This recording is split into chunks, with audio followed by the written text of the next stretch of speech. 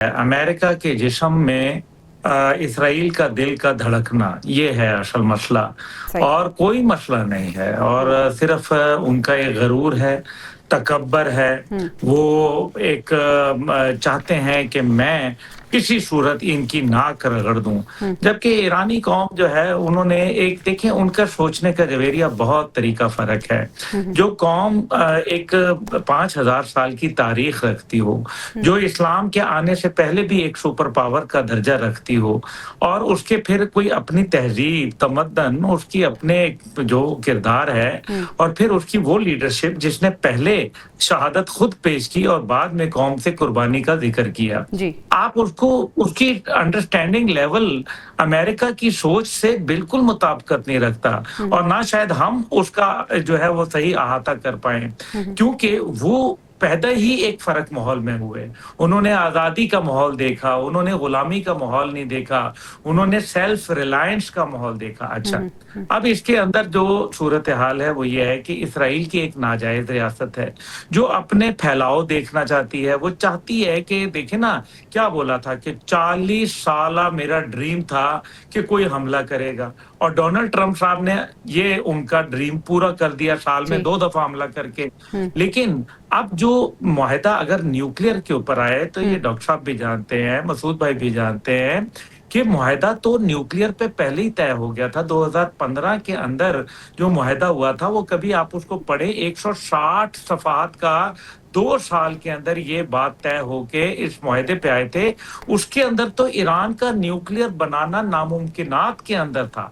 IAEA की report मौजूद है, लेकिन क्योंकि नहीं मानना, देखे ना, और फिर ओमान के अंदर जो मुज़ाकरात हुए और उसमें ओमान के वजीर खारजा ने ये कह दिया कि बिल्कुल जीरो के ऊपर वो लाने के लिए तैयार हो चुके हैं, फिर भी हमला कर दिया। तो फिर हमला करने का मकसद असल में ईरान को हटाना है रास्ते से, और ये मुमकिन नहीं होगा। और उसके बाद आप देख लें कि तैयब अर्दोगान साहब ने जो इन्होंने हाकान फिदान ने ये बोला था कि इसके बाद तुर्किया की बारी है और पाकिस्तान की बारी है। क्यों ये बोला जा रहा है? इसका मतलब ये है कि ये 3 मुल्क हैं जो एक्सपेंशनिस्ट डिजाइन रखते हैं। अमेरिका ने ग्रीनलैंड और कनाडा के ऊपर कब्जे की बातें शुरू कर दी। इजराइल ग्रेटर एजेंडा रखता है, ग्रेटर इजराइल का, और अखंड भारत रखता है, भारत। ये तीनों ममालिक चाहते क्या हैं दुनिया के साथ, ये देख लें। और यही वजह है कि आज ये दुनिया में तनहा खड़े हैं तीनों ममालिक, इनके साथ कोई नहीं खड़ा होने वाला। ठीक है, कशीदगी की असल जड़ आप इसराइल को करार दे रहे हैं। मसूद, आपका पॉइंट इस पे लेना चाहूंगी, क्या आप भी ऐसा ही समझते हैं?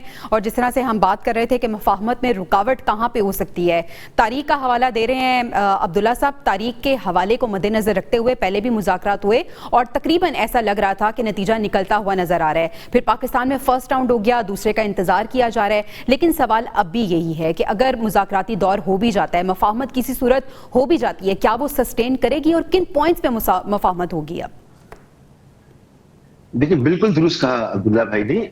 मसला फलस्तीन और इसराइल का ही मसला है। सही। और जिस मुआहदे का वो जिक्र कर रही JCPOA, वो मुआहदा बहुत ही कॉम्प्रिहेंसिव मुआहदा था। उसमें सिर्फ अमेरिका ही नहीं था बल्कि P5 ममालिक भी थे।